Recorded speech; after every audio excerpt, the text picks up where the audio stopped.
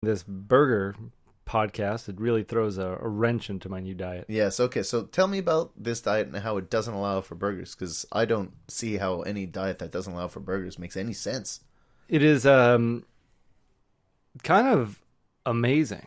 It is basically you don't eat food for as long as you can. Okay. Starve yourself until you're hungry? Starving has such a negative connotation. I would say you don't feed yourself. Fasting for health. Okay. Well, this is a type of diet, intermittent fasting, where you only allow yourself to eat within an 8-hour window every day. 8 hours? I could eat so much in 8 hours. But then you do not eat anything for 16 hours. But sometimes I sleep for 16 hours, so I'm not eating anyway. That's true. This seems like do it's you really for sometimes rubes. sleep for 16 hours? Yeah, if I've been awake for 48. Yeah, how often is that happening, Matthew? I feel like it happens all too often with you, but how often is that happening? I don't know. Like time is all a mess right now. Like I can't recall. And to get back to the root of this, when you don't eat, as I've been trying to do, yes, you get very tired. Yes, which really helps in the not eating bit because you're asleep for a lot of the time that can't you'd really be eating. Eat when you're asleep. I don't understand why people don't do more of this because it's kind of a foolproof method. Everyone's exercising. There's like, oh, you got to exercise, you got to eat healthy, you got to eat right. When really, they're suckers because you can just not eat, and eventually your body gets fed up. And you know what it does? It starts to eat itself. It's a win-win situation because your body's getting the nourishment. It thinks it didn't really utilize all of the vitamins it could have the first pass. So then it's like, let me see what I can scrape out of here. It's like when you're scraping the, cans out of the garbage because you're like, out of the garbage. Yeah, let's say you're. Why wasn't it like you're almost done your peanut butter and you're scraping the bottom of the jar? Because you've already thrown the peanut butter out. Now you're like, I still want some more peanut butter. Okay, what's left? Yeah, my body's like, okay, I know there's a can of peanut butter in the trash. I take it out. Let me scrape it up. No one's gonna know. I'll have enough for like half a piece of bread. Matthew. Anyway, this is sounding negative. What kind of foods are you scraping out of the garbage? No, I'm talking about my body. It's like combing through. Yeah, but you said it such flippantly that it's like when you scrape food out of the garbage can. What are we talking about, Matthew? Because that's not a thing I ever do, so I don't know what that's like. I guess it's not a thing I ever do too, but I just mean it's something you can imagine. All right, being done. Okay. No, I'm very frugal in everything that if I have a can of something, I'll scrape every little bit out of it. Okay. Especially those cans with like the ridges. The ridges? Yeah. They're just trying to steal precious sauces from you. Yeah, you kind of got to bang it out. Yeah. Or you rinse it with water and then you just have to water it down. Yeah. At least it's yours. Sometimes if you're cooking and there's, you need to add some water to it, that's the perfect time to rinse it with water, and you use the water and the excess sauce or any other liquid that you might need to add to it. Vinegar. Oh, that's true. Yeah. That's my perfect. Trick. Well, pro tip. Yeah. But that's if you're eating. Yes. And I advise you not to do that if you want to lose weight. You know how much weight I lost in 4 days? There's not No, Matthew, this is about to be concerning. This sounds like an infomercial, but I'm not trying to sell anything. I'm just trying to sell your body. Yeah. That doesn't sound good either. That sounds weird. I lost 10 pounds. Wow. 10 pounds. Just by not eating? Just by not eating. What did you eat in the past week? Nothing. Well, no, the longest I went without eating was like almost 4 days, but like I'd say 3 days, and then I ate something for supper. Are you drinking a lot of water? Yeah. Lots and lots of water. Yeah, I've been drinking like probably 4 to 6 liters a day. It's a lot of water. Yeah. Spaced throughout. And just didn't eat anything for 4 days. Yeah, because how are you doing at work? You get to a point when you haven't where you eaten in feel 3 days. So you get a little loopy. Sick. Yeah. Your stomach hurts. It gets tight, and then it goes away. And then it comes back. Yeah, but less. And you start to get used to it. It's like I haven't been sick in a long time, with like the flu. And so you're really trying to get sick. No, I'm just saying it's like the flu is what I could count on once a year because you don't really eat. You just have a lot of liquids and you're in bed for a week. Mm-hmm. And I used to get that every year. I'd have strep throat, tonsillitis. And so that's what I could count on every year. And it was always just after the winter months. Mm-hmm. So it would really bring my body back down to its peak. Okay. I would lose a ton of weight. Yeah. Because of that. I haven't been getting sick. Get back down to sick weight. So I've just been, I've just been gaining weight. Yeah. And gaining weight. I haven't been sick. So what's the alternative? Just force my body to get down to that point. Do whatever it takes. Stress it out. Don't sleep. Sleep irregularly. Sleep for 3 hours here, 17 hours there. The body doesn't know what's going on. It's eating itself. It's dying a little bit. But in the meanwhile, you're losing 10 pounds in a week. That's It's not healthy. It's too much weight to lose in a week. I don't know. I'm advocating this.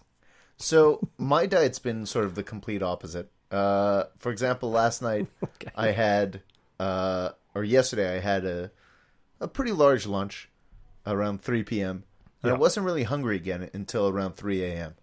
At which point I made myself a dinner for two, a big risotto.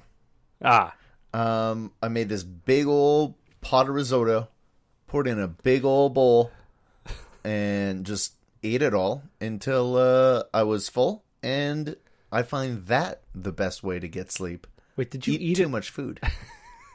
That is a really good way. Your plan is to not eat until your body needs to get energy somehow, so it falls asleep. My plan is to eat too much until the body can't handle being awake anymore. Okay, yeah, but you're being fooled by your body because your body is keeping you awake, so you can eat more food. And then as soon as you do it, it's like, okay, he did it. Shut it down. You shut down, and then instead of doing any kind of exercise or moving around or even, anything, you don't do anything because you're sleeping. And then the body's just like, all right, while he's asleep, store all this fat, store it, hide it everywhere, hide it in his belly, hide it in his thighs, That's true. In his face. Don't let him work it off. Whereas, and then I wake up 5 hours later going, oh my God, I'm still on the couch. Exactly. And then I go to bed and yeah. Then going to bed after having slept a few hours, but not enough, feels so good. Oh, it does. Feels so good. I was basically purring. I went to bed and I lied down on my back and then rolled onto my side, and then it was just, I was just so pleased. It felt so good. Man, my body would love to be, for lack of a better expression, in your body. Because when my body says, Matthew, I'm so hungry, and your stomach gurgles, you sucker punch yourself. Punch yourself in the stomach. Say, no, you're not hungry. Sucker punching yourself, because the sucker punch implies that you were not prepared for the punch. So you're just like surprising yourself with a punch to the gut. Well, mentally, like my brain is prepared for the punch because it's controlling. Yeah, I've through careful meditation been able to separate my brain from my stomach, so the stomach never sees what's coming. Matthew, maybe as a little experiment, we should trade diets.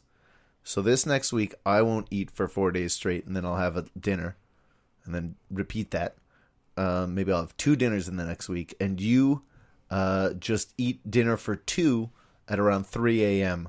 Before falling asleep on the couch, and see if you can undo all the work you've done in the past week, or not. Yeah, I definitely could undo it, I'm sure. But let's try it out. Because I'm starving. Well, we just went and ate, though. Was that satisfying? Had you eaten yet today, Matthew? No. No. And you didn't want an appetizer? Were you not hungry for it? Did this fill your stomach? Well, I had 2 portions of fries. You did have 2 portions of fries. You didn't finish the second. No. Too many fries, man. It was. They were good fries, You give me free food, I gotta eat it. Yeah, they were good fries. Yeah. Very potato-y, as you pointed out, and I fully agree with you. Yeah, sometimes you get them and they're not potato-y at all. This you can really tell they came from a potato. If ever there was any doubt. So, Matthew, you mentioned it was a drippy burger. These fries were very potato. Yeah. What did you think of the burger? So the burger was, I guess I'm no judge of character for beef. I don't know how many A's. I don't know my A's from 1 to 3. Okay, yeah. But it was fine. It was good. I found the patty itself to be very filling, very large, but kind of dry towards the end. I feel like if you haven't eaten for 4 days, everything's going to feel very filling. Yeah. Well, okay, so the first half of the burger was it was pretty delicious, but it was sloppy. Things were falling all over the place. I noticed the bun. You mentioned that the bun, go ahead. It had a very nice presentation until you picked it up, and then it was like you were deflating this little balloon and it just never regained its form. It was like a Stretch Armstrong his enemy. That's been stretched too far. No, what was his enemy? His big red enemy. I thought it was green. I don't remember exactly. Anyway, some other stretchy character. Let me even simplify it. It's like a beanbag chair. It looks beautiful. Yes. And then someone sits in it and they get up and they don't fluff it up again because they're a monster. Yeah. Monster. And they're like, well, now I got to fluff that beanbag like I'm a I kind of like once fluffer. the beanbag chair has been sat in, because now the chair form has been made, and you just can fall right back into that seat. Okay, for you. But if you're the communal beanbag, someone else has set the form, and now you either have to... Well, at least there's a dent in it for me to fall into, and I could tweak it from there. Yeah. But we're not starting from scratch. Sometimes you sit on a beanbag, and you're like, oh, now I got to just get up and shake it around and try again. Yeah. Something satisfying about really making your own mark in it. Oh, yeah. Making little armrests. Yeah. So that bun was kind of like that. So it was... So, yeah, I'm glad we took a photo of it before I handled it. Yes. Very drippy. A lot of that Dijon sauce just kept dripping out of there. Mm-hmm. When I say Dijon, when you hear Dijon, do you also think of the rat character from DuckTales? Nope. Okay. He was a criminal. He was a thief. A pickpocket. Strange. Yeah. And Scrooge McDuck called him a desert rat at one point, and I found that to be... Sounds very racist for a Disney cartoon. Yeah. Even though it's, I guess, accurate. Yeah, well, they were out in... a Middle Eastern rat. Yeah, so he was a Middle Eastern rat. He had the turban and everything. He was always groveling to Mr. Scrooge, but waiting to steal from him. Ooh. He was someone they hired in the movie, Treasure of the Lost Lamp, to go and get the lamp. So they're out in the desert, and he's always like, oh, Mr. Scrooge, please, don't hurt Dijon.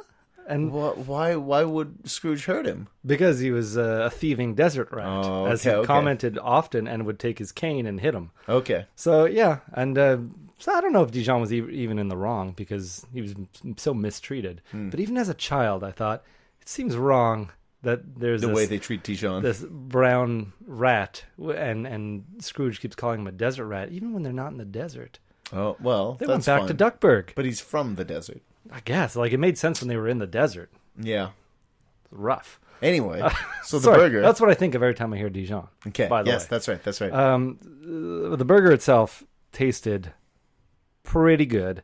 I didn't like the pickles. They kept sliding out of there. But the sauce was... Yeah, the Dijon mayo was delightful. It was very well for someone who hasn't eaten in so long. Sure, anything would have been great. This may affect your scoring. So that was the first half of the burger. The second half of the burger was like, I'm getting so full, and now because all the liquids had dripped out of it, I found the last little bit of patty to be very dry. And I considered using a knife and fork at one point. So it all kind of fell apart. It was a nice presentation that didn't hold up. Couldn't sustain itself throughout the entirety of me eating it, and I feel like that's a big problem with these showboaty burgers. I will say I got a salad on the side of my burger. Yeah. And the dressing was very nice, but the presentation was very weird. It was just like, and here is salad also on your plate. It would have been nice if the salad was like in its own small bowl or something, you know? Yeah. The burger, like you said, looked very nice. It was a shiny bun, and I did the Matthew shiny bun tests where I rubbed it to see if it was oily. It was not oily at all. And the video just adds so much more. Now I can do hand gestures. I noticed that. That was fabulous. For those of you only listening to the audio version. Should have used the burger to do it on. Oh, I suppose so. But you're missing out. There's more in the video. We're not putting the whole video online. But maybe this part will be up there.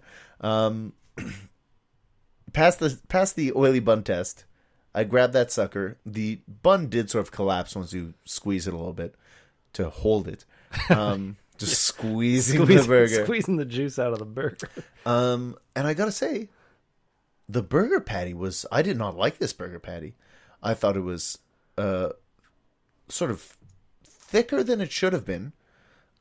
Which sounds weird because that should be a positive, but it was just all tasted dry and kind of burnt. Yeah, I had a few of those burnt bits. Yeah, but I found it dry throughout. If it's such a thick burger, how did you make it so dry? You're really overcooking it at that point. if it's tasting kind of burnt and all dry all the way through on a thick burger. If I you're don't know using- how much